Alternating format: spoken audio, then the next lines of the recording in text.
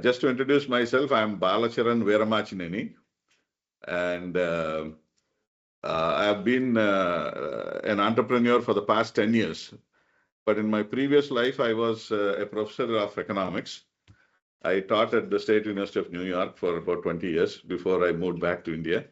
And this non-profit is a platform we have created to only disseminate information. It's only to discuss and share information across. Just to give you a brief about what ER is, or Education Redesign is, I'll just read out a paragraph and we can start the process. It's a global non-profit organization dedicated to improving education and openly propagating its recommendations, framework, curricula, coursework, and professional development on a worldwide basis via answering the question why, what, and how education in the age of AI. ER, or Education Redesign, endeavors to explore at the crossroads of education, technology, economy, society, human behavior, philosophy, and curriculum innovation to understand the essential shifts needed to prepare learners for the world driven by artificial intelligence. See, the idea is all through human civilization, we have seen technology determines how the society and economy is going to be. And this in turn determines what the education system should be. The causality goes one way mostly. The technology invented will determine whether it was the printing press or electricity, or now we have the internet or AI. This is going to determine how the economy and society is going to emerge or be in the future. And that will determine what type of learning that should need to happen. So this is the gist of that. But in this gist, we have noticed that in the last education reforms or changes and the systems that we have adopted are from the industrial age. And there's a total disconnect with what we are doing right now. Whatever education system, the schooling system, the subjects, the format in how it is being taught, all these things are from the 18th century. And today, we live in a world where we need subjects or information that is not about compliance, it is about competencies. And we are talking about especially self-directed learning. We are talking about things where we have multidisciplinary learning or continuous learning throughout your life. These are aspects we see. Whereas the format we have is a school where you are parked there for 10 years, or you're parked in a college or a university for 2-3 years and you leave. That doesn't work anymore. The formats are changing very quickly. And in this context, we thought, why not we explore why, what, and how the education or employment. What should be done? In this context, I want to introduce 3 experts in this field. The first is Kishore Dasari. He's the Senior Director at Pro-Vigil Surveillance Services. He has over 30 years of experience in this space. And he has played leadership roles in Pro-Vigil, Rockwell Industries, Starfish Integrated Services in the past. He's an IIM Lucknow alumni. And he is also President Designate of IT Association of Andhra Pradesh. Welcome, sir. Next, we have Ranjan Panda, Professor of Philosophy at IIT Bombay. He taught variety of courses, published a lot of papers, and related to philosophy of education, knowledge sharing. And apart from philosophy of education, his main areas of research are philosophy of mind and language. Interesting, sir. And 2 most recently edited volumes are Self-Knowledge and Moral Identity and Samaikya Yoga, Philosophy of Consciousness. Professor Panda is a recipient of SP Sukamte Award for Excellence in Teaching. And the other gentleman we have here is Krishna Kassilinka. He is in the management of Cyient Ltd, Cyient Technologies. And he has led large teams for over 30 years across the world, in Saudi, in Belgium, and several other locations. He's a recipient of several excellence awards. So I think you're the experts. What is happening, I know, is for the first time we see something technology is ahead of academia, or business is ahead of academics. In all the times we have noticed in the past, most of the research comes from the academic areas, universities and other places, and then it takes about 10 years for businesses to catch up, or before it becomes mainstream. But for the first time, we see all the cutting edge is happening in the business world, not in the academic world. So interesting area. So you are the experts more than I can imagine. So coming to the first question, sir, we'll first deal with the education segment, and then we'll go into the employment segment. In the education segment, 85% of the jobs that today students will be doing in 2030, by 2030, don't exist as yet, according to the Institute of Future. They predicted 70 to 90% of the current jobs will be replaced by AI. When we don't know what the future jobs are, how can we prepare students with skills and mindsets that will serve them well? Then why education? Why should they be educated? That's a question, sir. I'll ask Kishore to start the discussion. Okay. Thank you, Andy. See, I think, yes, it's a valid question, and maybe the biggest fear across the globe, and primarily with the students saying, okay, what do I do with my degree now? What should we do? So maybe I think the clarity here, most of us is lacking, or most, and I'm talking in terms of students, the lacking is that AI is only replacing a task. It's not replacing human purpose. That's the biggest thing what people have to understand. And the students need to understand that it's all about how do you adapt AI and how much do you know about AI. So, for example, like back in 2020, I think COVID forced me to start AI because, as you rightly said, we are into surveillance industry. Back in 2020, just before COVID, we used to handle around 23 million events each day. Now, with COVID, I had a shortfall of resources, even though the government gave us the permissions to work from office, but still quarantine zones, people were not able to come and again, internet was a problem, even if people working from home. Then we immediately thought, how do I make this better? Then we implemented AI back then. So from 23 million events, I was able to get it down to 19 million events. And we evolved so much that today, the 23 million events what was being handled by human was actually come down to around 13.5 million. No headcount change, because that gave an opportunity for me to grow my business. That's one thing. Now, to the point of, okay, how education and how students look at it is that students have to realize that it's not about competing with AI, but more it's like you have to become distinctly human. I'm sure all of us are aware, and I think Ranjan Kumar Garu can also add a lot about this here. AI has a lot of hallucinations. AI runs on large data models, and all the data is input of what we already have, the patterns of what we have, and it gives an input or an output based on that.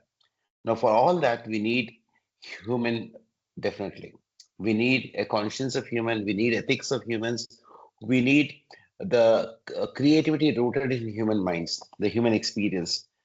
That because today AI is the outcome of the creativity rooted in human experience, right? I'm sure all of you agree with this, which means that the human experience, the care leadership, the responsibility and ownership, what only a human can have, can never be done by AI. So I would say that yes, the future is AI, no doubt in that, but the AI is not replacing human purpose. It's only replacing the what do you call that? The simple tasks or a task which are done again and again the same way is what I would say. Okay. Hare Krishna Garu, you want to join? Thank you, sir. And of course, I would like to join in education also, because as you said rightly, the business is also, though we are in the at present business, it's a continuous learning. As rightly said by Kishore, it's human-based. In fact, as he was rightly said, I was also trying to take an example of COVID also, the revolutions. If we, as all we are at almost equal to or less than or above age, same age group. So we know that in 90s we used to walk. We used to walk and catch the buses, and we used to, once we are left the home, nowhere my parents could have catch us or contact us until and unless we go to the public phone and we do that. But now we would able to do at home. The kids are using the social media at a 2 years or 3 years age. The phone, the not only phone, the transformation of generation to generation and time to time, it is being changed. But how far it is losing education or losing the jobs or in the world is main important point here. We are trying to explore, transform. Since if you compare with other countries also, we are back of around 40 to 50 years. If you compare Japan, you can see the system also, as you rightly said, sir, Veeramacheneni garu, the system, if you compare of Indian education and the Japan or China or something, they teach us practical to the students. We can see a lot of social media videos that teachers how teaching them their students practical life, practical education, where we are teaching, as you rightly said, in the 18th century, that what happened in the France, what who did that, and these all. This is history is very important for us, but it is for only for information or learning by us by taking as a lesson learned. So in future, if you lose the jobs also, we explore the new opportunities. We, as he said, Kishore garu, it is reduction of repetitive tasks what we are doing. We did not been to the moon earlier, but now rocket science changed. We have been there, and the drones are using by us. Agriculture also we are using now drones. Right. Started using. So it does mean that it is not going to change, lose our jobs. It is going to reduce our jobs, but it is going to create a new job for us. So students should understand that perception concepts always changes to be adopted with the generations, not with the the subject. Because COVID, as rightly said, we adopted to keep ourselves at home by quarantine ourselves. Who admitted, though my doctors are sacrificing their life for nurses, friends, family, but still we could able to sustain and we could able to come out. We transferred our life from work from home to work from office to work from home and back to office also. People think that earlier work from home is not at all possible, but we made it possible and we proven it normally that we can do this job in this way also. But nobody used to know that actually. So these are not a point of losing the jobs, but reducing the repetitive tasks, like maybe the small tasks like basic tasks, basic jobs may be losing, like data entry operators. We'll get into the employment, sir, soon. We'll Okay. stick with education for some time. Yeah. Okay. So let me ask Ranjan. Machines today have evolved, right? And they don't need humans for production anymore. Previously, we've been using machines as tools. Today, machines can produce other machines. They become machine learners. And without human intervention, they're doing things. And machines learning is now self-directed learning by doing. Human labor is now replaced by data points. And these new artificial technologies are on the cusp of change, relegating humans to just consumption. So given this, if machines can do it, everything, why do I need to study? Yeah, I thank all of you for having me here. Some of the important questions that you raised in the beginning concerning education and technology. So whether education has to be technology laden or technology should lead our life as a whole. I think that's the basic question which has been asked. And this is not a new question because this has been asked in 1950s when Turing developed machine intelligence in his famous paper. Okay. So, right from there, we have been thinking of replacing human beings and putting the human in a very comfort zone. So technology is to create comfort for the human. That was the basic purpose through which technology has evolved. And it is not that human beings were not technocentric in different phases of their development. Right from our life with nature, we have been using some technique to deal with nature or to live in the nature or to sustain us, and to sustain us as a civilization. So some technological knowledge has been used for human development and development of human intelligence also, and that is how human being has proved themselves that they are intelligent beings, because they can use certain technique, which now Aristotle calls a techne, to to achieve something, to realize something.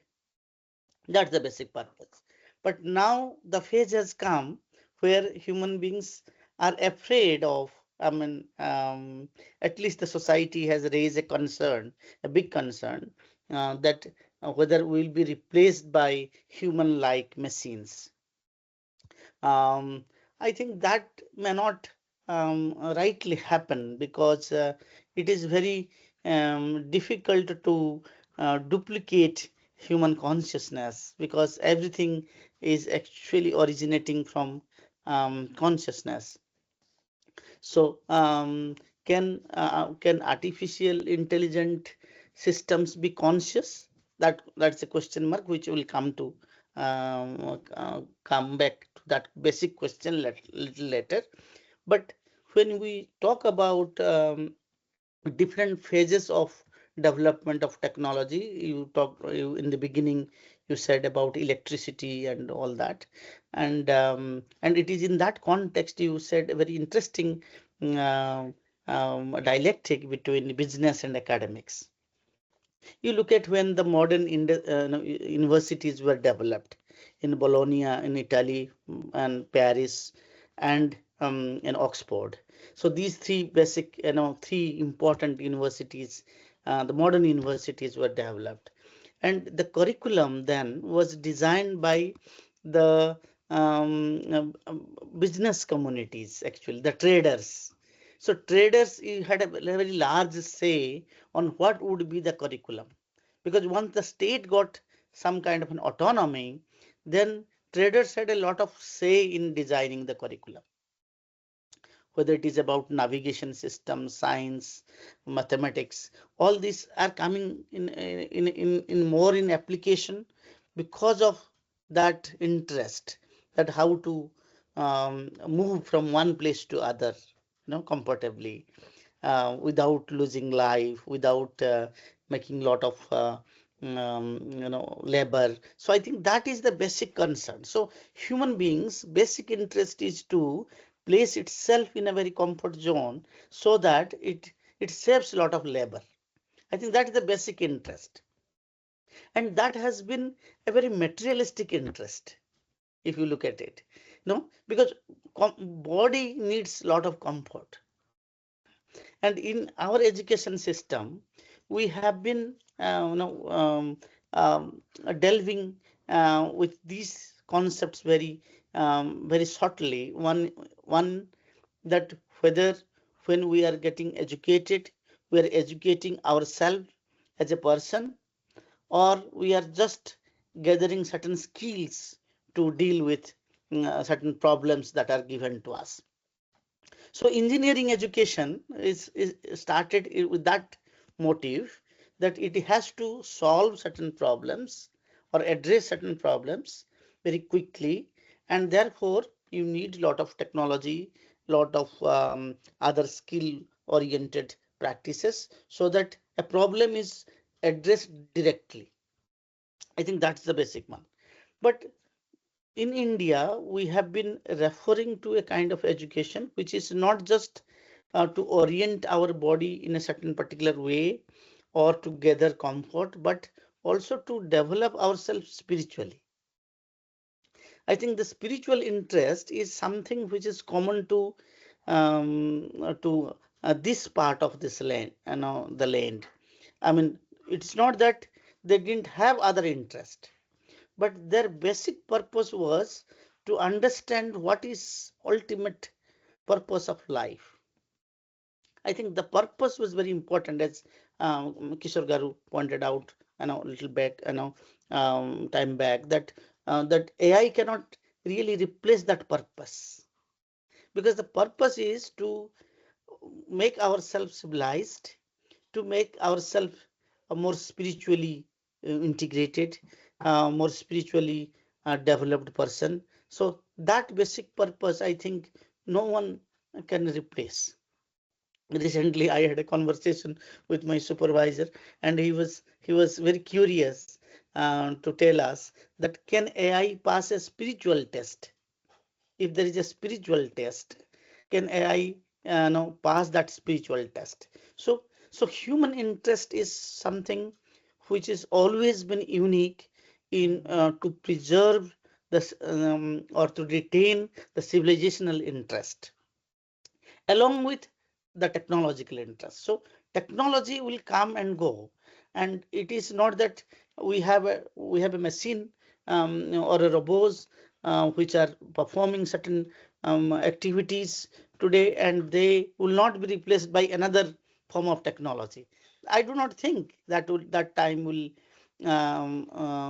be always occupied by only robotic intelligent systems. Maybe there will be some other intelligent systems will come, and our human society will find that this is not at all useful for us. So the usefulness of the machine will determine by what kind of comfort it provides to us. I think that's the basic idea. Thank you. Thank you. See, I'll put it in another context. The same question, I'll put it differently. It is rather than data-driven decision making, you're moving into data-enabled decision making. Difference is we used to look at the data and then make decisions before. Now what is going to happen is the machines will make the decisions for us. It's going to be data-enabled, not data-driven anymore. Because we are moving from a situation where we are using probably generative AI today to develop. Previously, we only had computers, which we stored information, we got retrieved information. It was our second substitute to our brain. Instead, we can't store everything in our brain. We had a laptop or a CPU or a server, and then we retrieved it whenever we wanted it. But with AI now, instead of just memory, we are moving on into generating reasoning and different other aspects of decision making. It's also deciding a lot of things for us. And they are predicting, it's only prediction because the industry is moving very, very fast. Today's prediction on tomorrow's reality. So that's the rate at which. And the way they are predicting is AGI is not very far, artificial general intelligence. Artificial general intelligence is a machine reaching the level of consciousness and knowledge of a human being. But already today, what has happened last month, there was a mathematics Olympiad, and Google Deep Learn won the gold medal. Not humans. Competition happened from different countries, groups of students from across the world. Google Deep Learn won. And Google Deep Learn is now doing tremendous medical research. The outcomes are tremendous. A lot of protein decoding is happening today, unlike the speed at which humans can work. Machines today can work at big scale, can work at different speeds, are more precise, highly productive, 24/7. All these things are happening.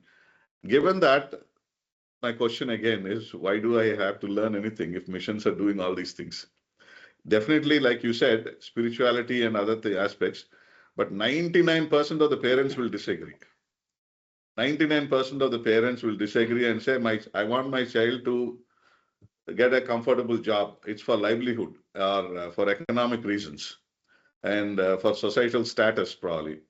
Yeah, definitely spirituality and other things are a part of the process of holistic man making. But I would say most of what we educate or the industrial education that we have had, mathematics and sciences, STEM programs, all of these were not about spirituality. They were more about economics for a lifetime of living, livelihood. Again, sir, Kishore, sir, you want to take it up from there?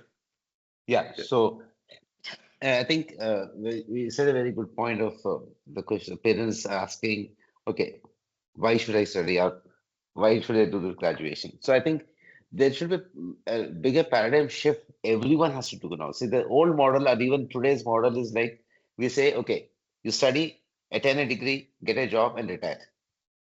That is what the mindset we have with most of the Asian countries, I would say. I will not. Okay, but if you go back to the Western culture, there are CEOs, CTOs who don't even have a basic graduation. It's a passion that has driven them. So what I'm trying to say here is that education is very important, no doubt in it. But the concept or the new model that we have to arrive or get into the academia is that first learn, apply, unlearn, relearn, and reinvent again. Because the way we have seen back in 1999 when the mainframes issue came, no one thought that 2000 will come and all my systems will crash. And that created an opportunity for a lot of people, right? There was an exodus of engineers who went abroad, got jobs in IBM mainframes. That's how it evolved. But I think that's a quick learning a lot of people had, saying that, oh, we need to be future ready. Now, I think that is what evolution happened. And now the students have to understand themselves. They have to tell to themselves that they got to be future ready. The future readiness, ideally, it means that it's not about one profession. It's not like, oh, I've done BCom, so I enter into financial job. I've done engineering, I might go for an engineering job. Not, I know, like most of us, we don't see that, but the mindsets are like that. So we need to change that mindset. Yes, definitely that mindsets of students has to change to learn, apply, unlearn, relearn, and reinvent. That is the need of the hour, I would say, because now we talk about AI. Trust me, I know, like, I was talking to one of my professors from IIM Lucknow. He says, yeah, AI is a big hype. We're creating a lot of ghost houses. We have invested close to 2.9 trillion for all data centers. And the revenue that's coming from is only 100 million. 100 billion is compared to 2.9 trillion. He says, like, yes, there is, but there should be a blockade there. Somewhere it has to stop. So the concept the students have to get into is about always learn, relearn, reinvent whatever is possible. And they have to make themselves ready for multiple careers.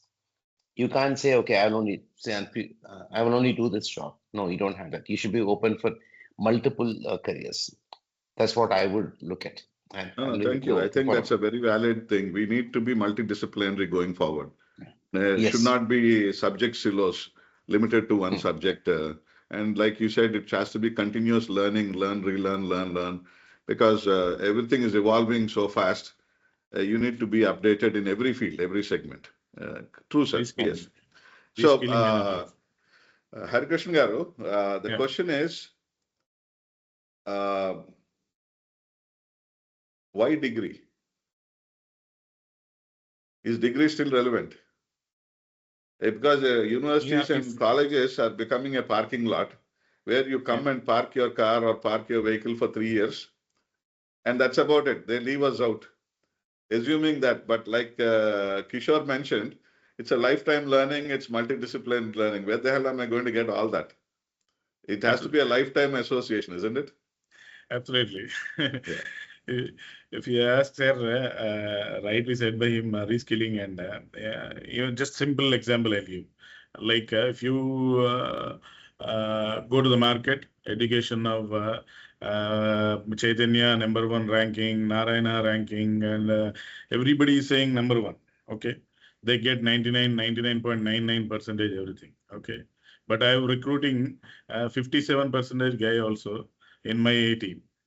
But who is performing very good, then 99% who got it. Because it plays a vital role in practical knowledge as we are talking now, rather theoretical knowledge. So the guy who is having a 99.99 is only having book knowledge, where he can answer only book as per the book. Whereas practical knowledge, when we see the movie is also saying the same thing. 3 Idiots, if you see the same concept, and now we are in the position, same concept. Like I take people who was having 57% and he traveled to Belgium. The customer likes him with his work, the technical knowledge, the creative thinking, the innovation, or upgrading himself. So what you're saying, sir, is a degree is no longer a proxy for knowledge or absolutely, learning. Absolutely. But proxy is the basic thing is we are running towards the excellence in the education system. Main problem is that we need to run in the excellence in the practical knowledge in the today's life. As you said in the start of the meeting itself, we need to change the syllabus, or we need to revise the education system such a way, as rightly said by Pandas, are also like the universities are developing their syllabus with the business use cases. Business use cases, because that's how we need to survive now, by upgrading ourselves, like ability to learn and adopt. As I said, even changes to be adopted, generation to generation, and the situation to situation. So that to be taught, teach to the student conceptuals to be enabled in their mindsets. Who is having potential there, for sure they are going to grow as leaders and managers, for sure, or future leaders. But who is having at their limitations, have every individual have their limitations in the potential. So how much we can inject or teach the concepts by the teachers or lecturers or in the education system, that much changes can be adopted by the students very well. Otherwise, it is very tough for them. And as a social responsibility, our Dr. B.V.R. Monedi, our chairman, we have adopted 50 schools for the AI labs. We inaugurated in the Vizag.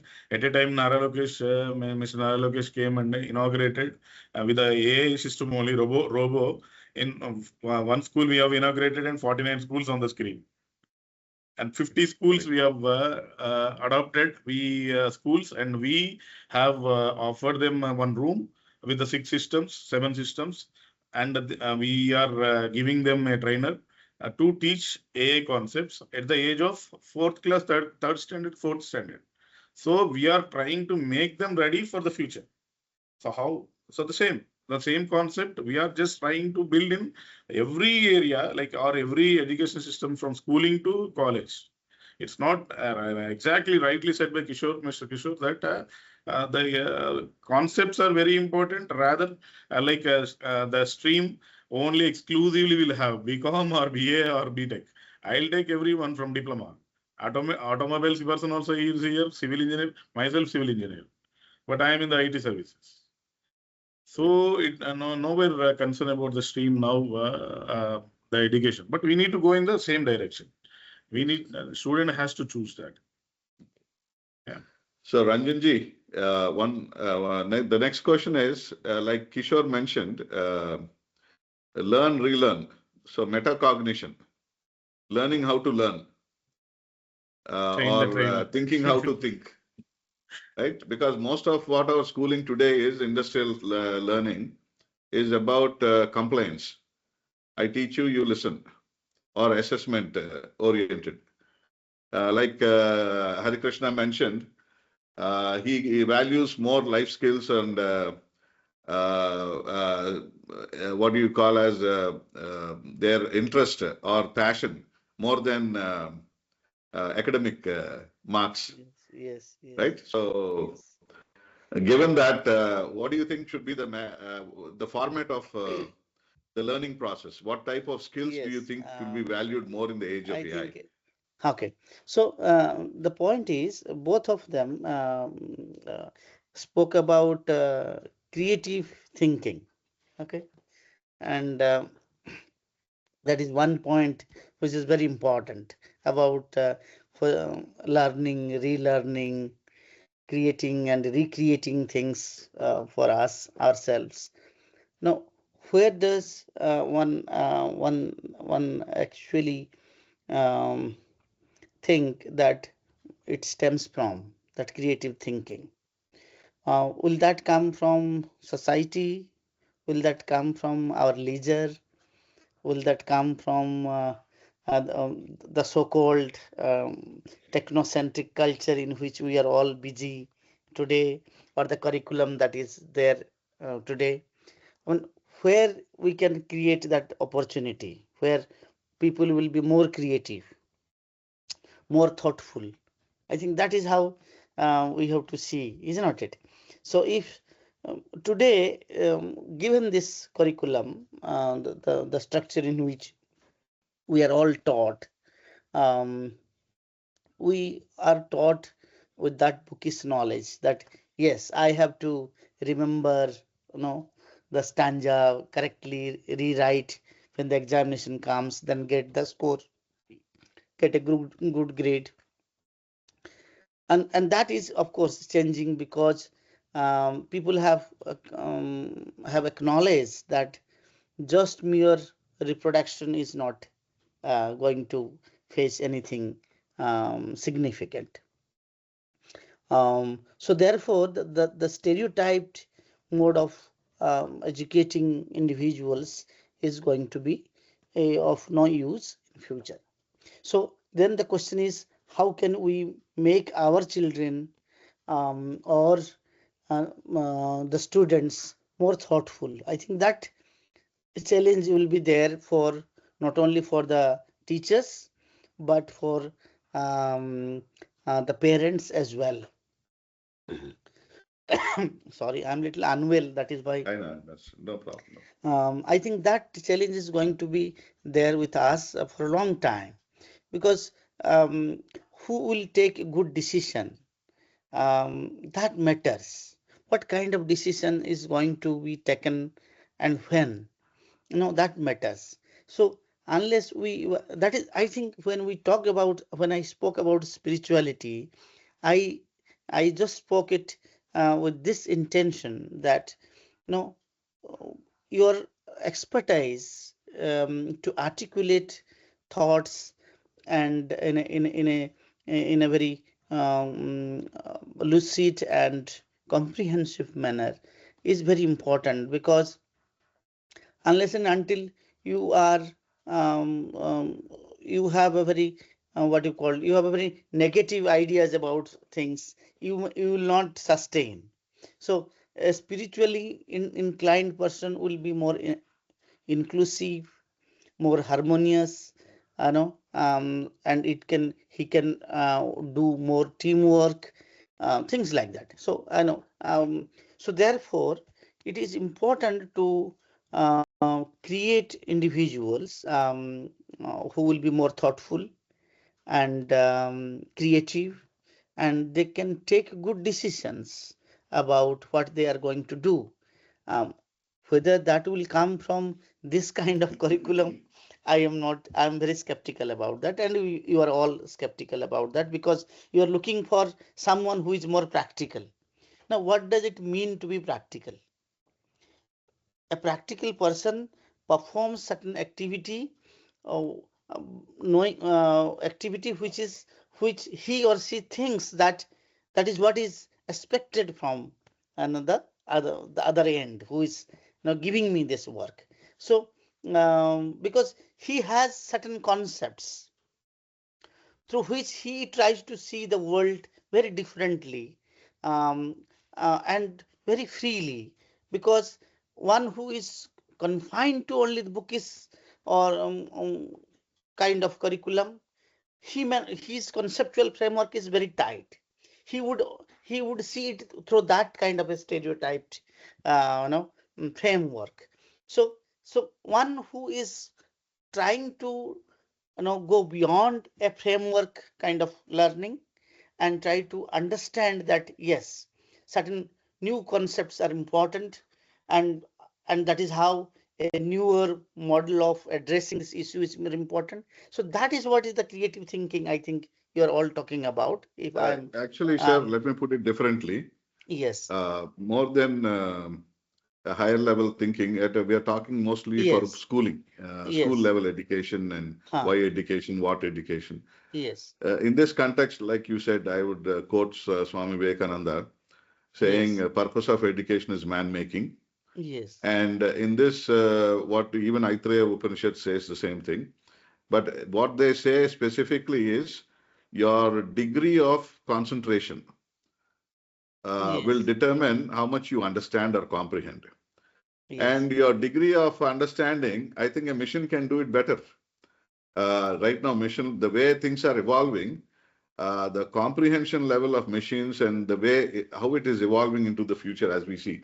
So again, that's why I come back to Kishore's mention of learn, relearn, metacognitive learning part, where learning how to learn, right? This is what, no and how should machines that are, format be? see, Yeah, because I spirituality understand. definitely works. No, I Yeah. understand what machine learning is and what is this big data and the prediction that you were talking about. I mean, I fairly understand that, but these are all human dependent. You see, they don't just function with themselves. They are data are to be integrated.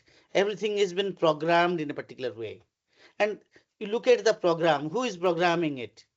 Who is doing influencing us? No, we have to go to basic interest of the society. No, where does it come from? Where does this business model is coming from? Who is getting benefited? No, all these are not just. I think that is the next I think there interesting is question I there have. is there is Yeah. at a one level you saw that machine is doing all this, but it's not really machine which is doing all this. These Absolutely, machines. Pandaji. Can I Haji. have just interrupt Yes. here? So absolutely, even now bots are doing. Now, example, even my team also, we are just our team. We invent the bots like in place of users actions does by bot. That's saves users time, actually save times. Okay, so but we have to feed in front upfront with the what the user does repetitively. So that repetitive task is going to be reduced by spending time initially, but later you are going to get the fruit. Okay, point one. Point two, here as you rightly said, the meeting the requirements like example nowadays robotic vacuum cleaner is coming in the picture, right? So housewives are using robotic vacuum cleaner, right? So what base human was invented that to reduce the burden of the housewife or to make user friendly. So we are sitting in the seat and switching on the fan now with the remote, IoT, Internet on things. But where we used to go to the switchboard and we used to do that. So these all we are making us, as we are rightly saying by Kishore or Veeramacheneni, practical in the sense what we are trying to be aligned to the current situation or with our experience, how we are aligning to the future, predicting the future, the roadmap, what we are going to take for the 10 years roadmap, 15 years roadmap. Not only us, government is doing the same thing. Earlier we don't have flyers, but now flyers. Earlier we don't have metros, now we have metro. Example I'm saying. So we have to foresee inside the future with the roadmap, with the current trend or experience what we have with the AI.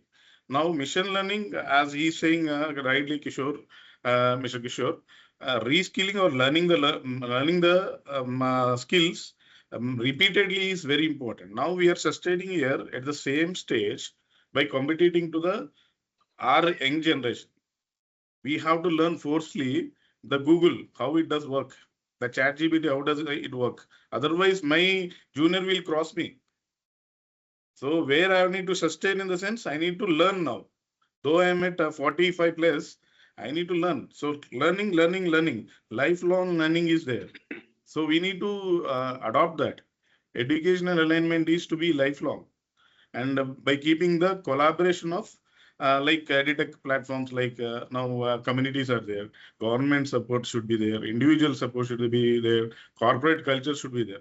Globally, collaboration to be happen to come this objective what we are talking about to be fulfilled for accomplished for sure. Because until and unless it is not going to work out. Public, private, everybody should be collaborated. Yes, absolutely, sir. Right, correct. Let me put it differently for Kishore. Can you see how this can be addressed? Content is more important than the container, right? So the nature of content will decide what type of container I should use. So now the nature of learning should decide the nature of schooling and teaching. Right. Today, now we are faced a situation where it is all self-learning, most of it. Because you have machine bots, AI bots and other things, which can be your mentor, your teacher, your guide, your assistant, everything. It will get me the material I want. It will tell me where I am. It will improve me. It will get me a lot of tests that I should practice upon, take me stage by stage to the next level. Because we cannot personalize learning given the schooling structure that we have today. 1:40 teacher ratio. Right? They can at best lecture and then the students can listen. But 1:1 only in the past also, during ancient times, private tutors were there for rich people. But now personalized learning can still happen with AI, one-on-one. And given that context, the current schooling system, I believe, may be on the exit. Probably they'll become function halls or something in the future. We don't know. If AI, everybody has AI bot who's a self-assisted virtual me, who knows everything about me and who knows my weaknesses, it will start improving me, etc., etc. And it's multidisciplinary. Learning is now becoming, it's learning like Hari Krishna mentioned, it was continuous learning. All these things are happening. How do you think visualize in the schooling to be in the future? Okay, I think maybe I'll put it this way. Over the last 10 years, the schooling has, I remember you mentioning specifically about schools not at college level. Over the last 10 years, there is a lot of evolution you can also extrapolate it to college, sir. Go ahead, please feel free. Yeah. Okay, great. Okay, maybe I'll start from the school because there's something as you were discussing, I realized that. So I was saying, okay, over the last 10, 15 years, there's a lot of change the way the schools were actually redesigned their curriculum. We have seen the schools, maybe, I don't know, if it was a future ready or it was more of a USP to say, oh, we do this at our schools. But yes, that definitely is going to help a lot for the Gen Z. That's why maybe we see Gen Z like auto bonds for us now. Yes, but the need, I would say, is that the way this schooling has to be there, it should be more focused on critical thinking. Or maybe let me put it this way. Most of the schools, even after a lot of innovation, we still have this by-hearting, or maybe I would say memorization. Now we have to move from memorization to a meaning. That should be very clear, because even after innovation in schooling education system, there is still that's left out that by heart, that is memorization is still there, because you want to write an exam and you want to pass. And I think from an exam, I don't know how to put it, we might have to move to something called as a portfolio. So I come out of a portfolio, I say, I can do this. I'm not, that should be the evolution that we should think about. And then from teaching, I would say we should move to mentorship. I'm sure a lot of IITs do this. Okay, the school level and even at a college level, it has to transform from teaching to mentorship. That will really help us the future, because the future is all about critical thinking, and we also talk about creating our own work. A lot of things happen because we're talking about bots. So if I have a bot, I can use a bot and I can still offer my services to someone because I use a bot and deliver what other company requires. So that's what I would ideally say that. Self-assessment, you're saying. You're absolutely yes, self-assessment.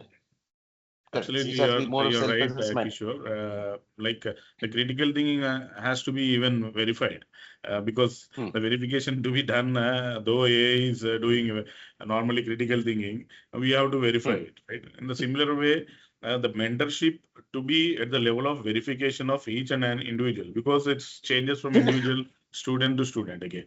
So mentorship to be given sincerely by the teachers or professors, so that they can move ahead with their potential actually.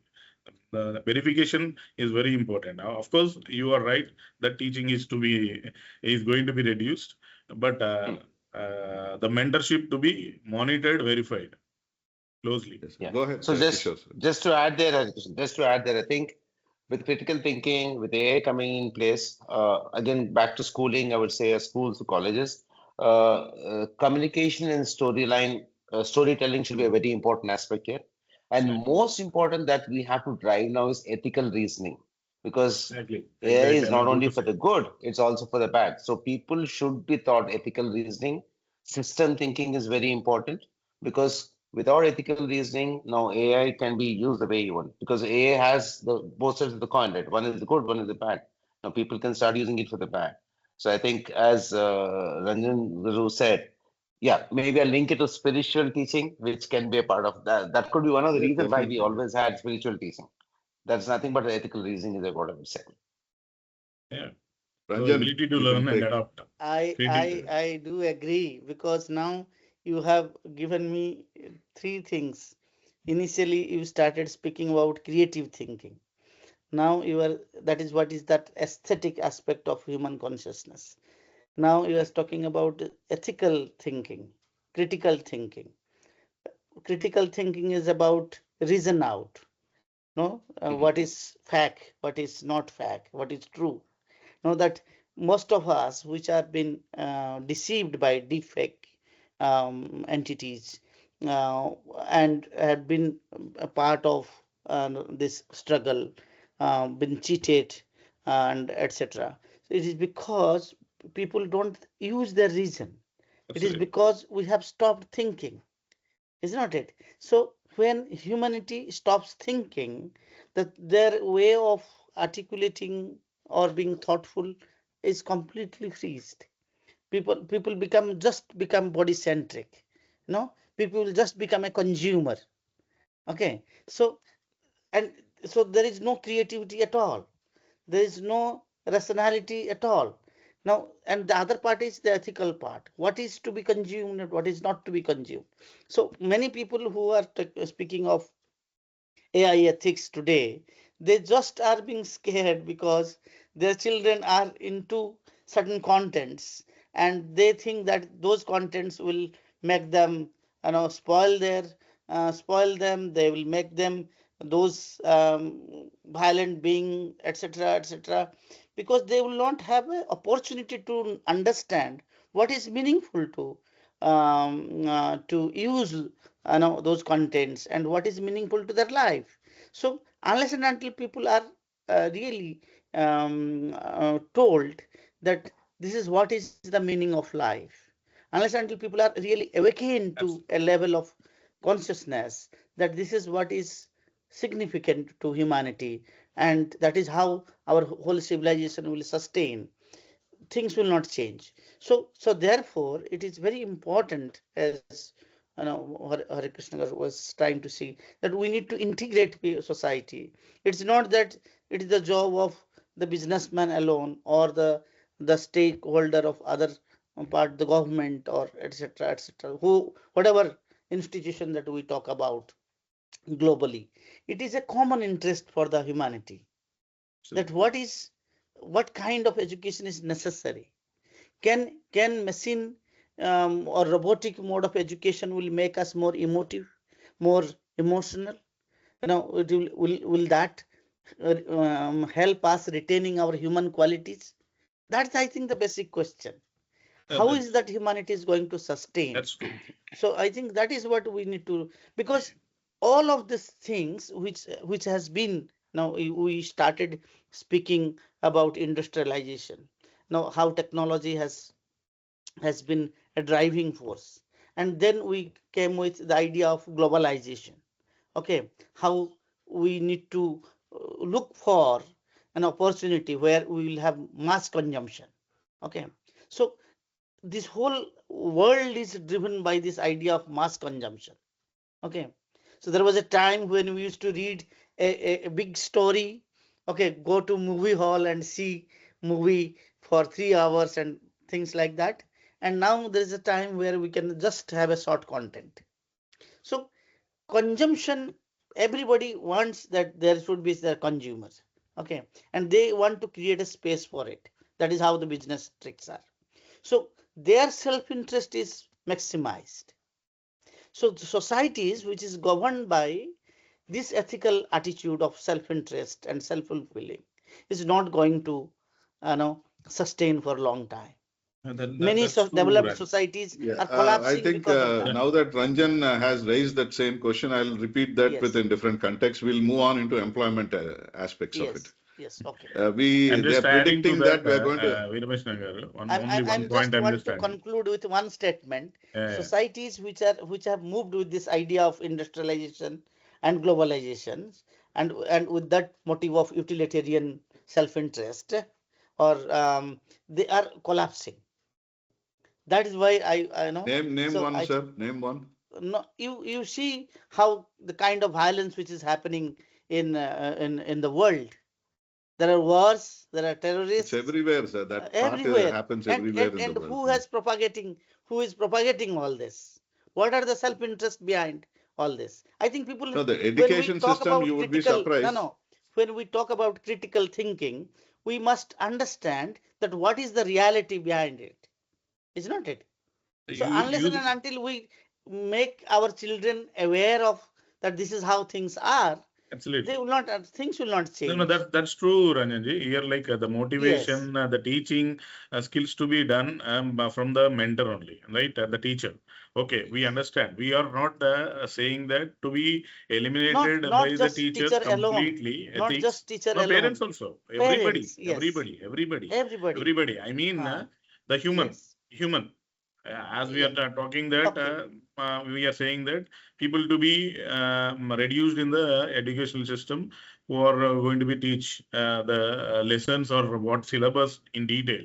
What we are talking here, ethics to be learned or motivational things. These cannot be teach by the systems, of course, as rightly said.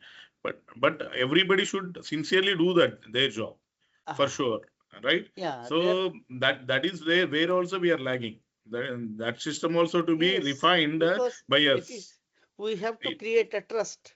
Yeah. So let's move on, sir. Let's move on to the employment aspects. I just like you mentioned, today we are on the verge of AGI, like we mentioned earlier, and they're predicting it to be in the next 20 years to become ASI, artificial superintelligence.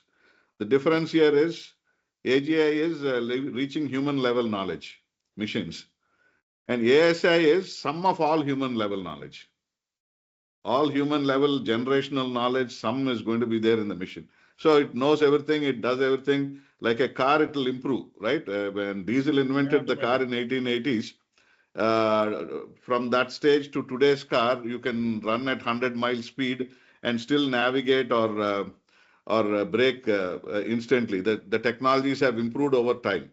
So these things will evolve, to take care of a lot of our human comforts, like Ranjan mentioned in the past. Now, given that we have a lot of companies are laying off workers, and today we have digital workers who can not only execute, they can plan, they can make decisions. This digital, and they work 24/7. They work high efficiency, precision at speeds that we can't imagine. Humans can't do it. Humans obviously are able. So given this context, what do you think? AI is a job killer or a job creator, job shifter? We'll start with Kishore, sir, again. Maybe I think it's really tough to answer at this point because the future is definitely uncertain with what we're talking about agentic and ASI. So going back again, I allow to go back because coming from this is we spoke about supercomputers. The way it evolved, the supercomputers, right? Now people are saying, oh, we lose so much. I'm talking in terms of technology, but supercomputers gave options a lot of things. I think supercomputers which happened 20 years back, 2 decades back, has given you something today. AI. There's no doubt in that. I hope all of us on this forum agree with that. So Yes, of similarly, course. your agentic AI, your ASIs is definitely going to create more jobs, because what we all have to understand, or all the students or the teachers have to understand, is that AI is something created by a human mind. AI still needs someone to tell what has to be done. AI still needs data to function. Without data, AI cannot work. I know AI can give you precise data to tell what, but I still need AI to strike a deal. I still need humans to strike a deal. AI cannot strike a deal for me. AI cannot help me understand how a customer is feeling. I still need humans there. So the only difference is, yes, if we're talking about layoffs, I think it's an opportunity that organizations have got now with automation that is happening. And they realize that when they've hired a lot of people, I would not say it's layoff, I would say it's more of optimization, operations optimization, I would say. So back 2 years back, I mean, I thought I need 100 people to do some job. Then we talk about Six Sigma, we talk about lean projects. Even if there's no AI, 100 might have become 60, because I started talking about optimization. But yes, AI has given an opportunity for the organizations to understand how they can work better, how can they work faster. Yeah, unfortunate that people have to be let go. But yes, there is always an opportunity for people to look for jobs. What people have to understand is that they should not compete with AI. They should not think, okay, it's going to take away my job. That mindset has to change. They should know how to adapt AI so that they can also work in a new environment. They can talk about new jobs. They can talk about, as I said, like the titles will change, but they can talk something in terms of saying that, okay, maybe I can talk about AI oversights. Maybe I can talk about human-centered designs, or maybe I can say that I do AI audit, because we all know that AI also has a lot of hallucinations. Now I can talk about new jobs which sees how those hallucinations can be avoided. So Yeah. that's how I look at it. Okay.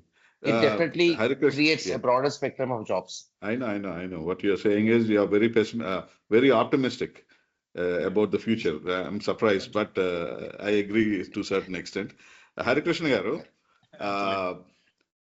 see, today, unlike in the past, right, we are faced with a situation. You have seen how technology has evolved from electrical to electronics to computing, and every time we notice that humans use these technologies as tools to, mass produce or mass consumption, or however which way we put it.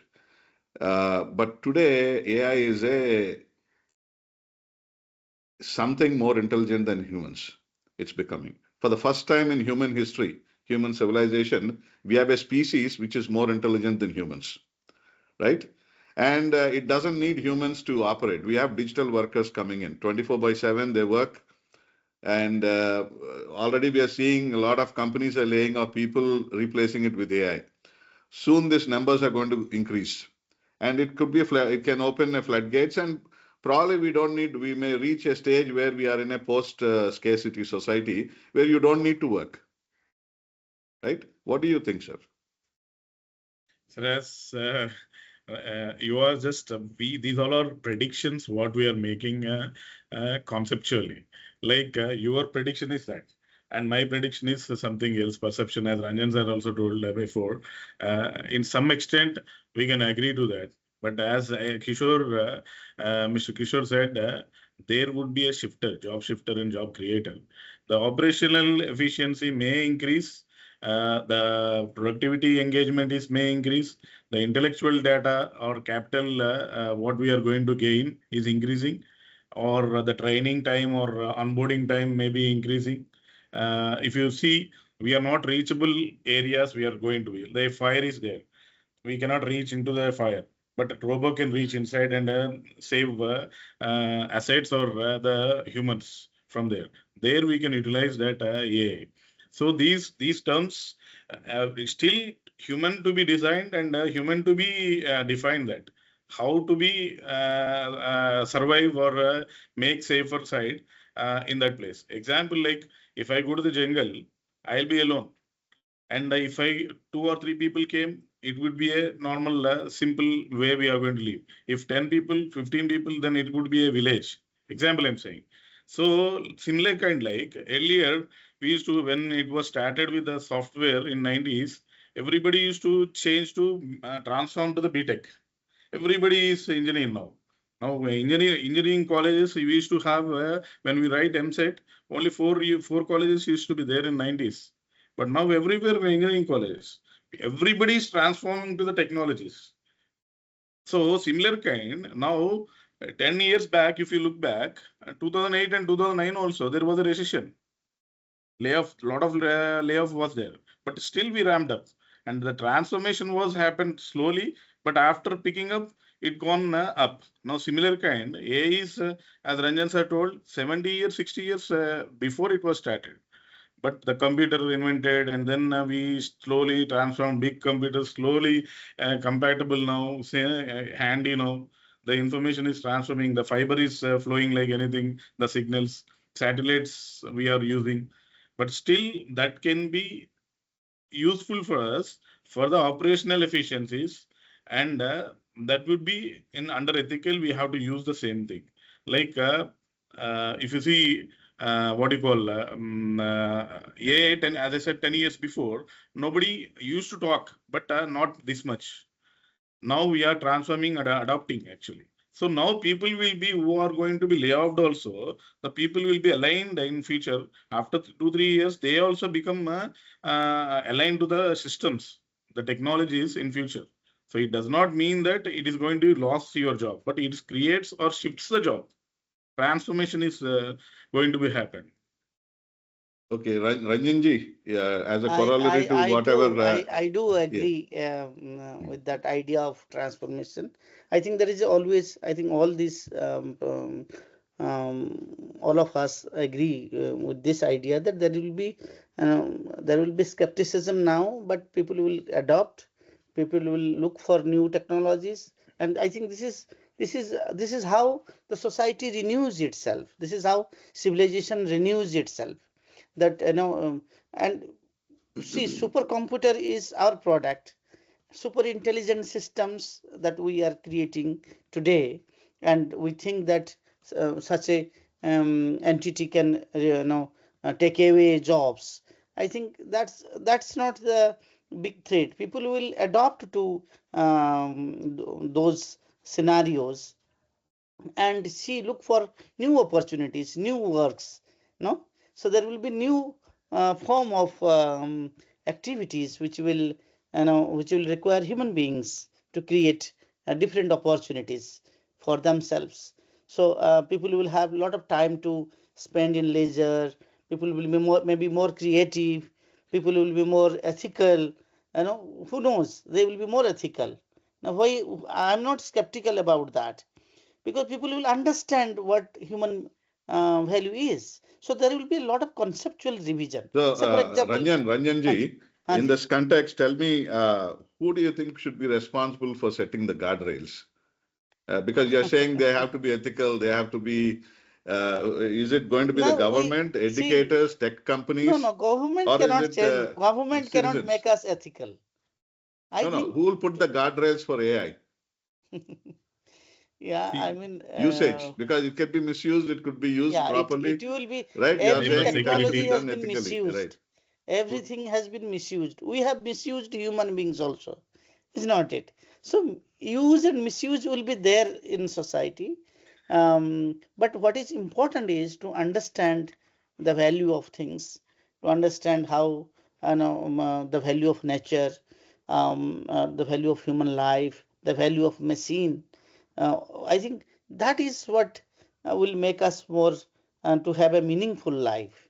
I think to understand what they are and to understand what they are going to do for human goods. So I think those things are more important. I think that is what the critical thinking is all about. The critical thinking is to talk about a rational way of understanding the significance of human life. I think, and no government can teach this. It is a collective responsibility of all institutions. Yes, government should encourage institutions, government should bring new institutions, new form of enlightening people. So those things should be there. Um, but I think it is a collective responsibility at the end. Absolutely, Veeramacheneni. Before also I said, and Ranjan, not only government, but government has to be actively participate in this. Their role is Yes, to establish the guidelines, the framework they do give the cyber security, because the world is having highest paid, hackers would be paid highest, because that would be the loop for us, gap for us. That can be a breach for yes. us, threatening for us. New Now, the institution morphing, will be AI created. morphing has been done, lot of things. Narendra Modi is coming and advertising my company's tea powder, right? If you see in the YouTube. So how come it is going to be happen? So that is AI making. So government has to make those easy skeletons. We need to make the policies, the policy holders, innovations, as rightly said by Kishoreji, like reskilling, flexible models. We have to how it is going to be disrupt the opportunities. These are all to be collectively, collaboratively. We have to work out by governments, educational institutions, and the corporate companies, as well as the students. Importantly, the human being. So all together to be collectively come and do this. Yeah. Yes, sir. I think we have exceeded by 5 minutes. Our planned discussion. I know there are a lot of questions we have, and obviously we should try to meet again repeatedly whenever your time permits, sir. And thank you so much for participation. What I'll do is we are going to post this on our website, and then we'll put it on YouTube as well. And I look forward to on a one-on-one podcast with different set of questions. Though we were not able to cover the 10 questions we planned to today itself. We hardly covered 6. But I think subjects there actually, so we can cover in half an hour, 1 hour. Right. So we'll do a series, and whatever you said is going to enlighten everybody. And I look forward to more participation, sir. Thank you very much. I would like to close. Yeah, please. Yes. The statement in the Ranjan sir, renew is, I would like to enlighten here. Like, car has expired. You are going to continue for validity, going to be registered for 5 more years. After that, it is going to be disposed. The CPU also disposed after 5 years. So we have to renew ourselves. This is the time of the transformation, renewal time. Let us hope we'll close this on that optimistic note. That we are going to be fine, right? Despite all these changes. Thank you all.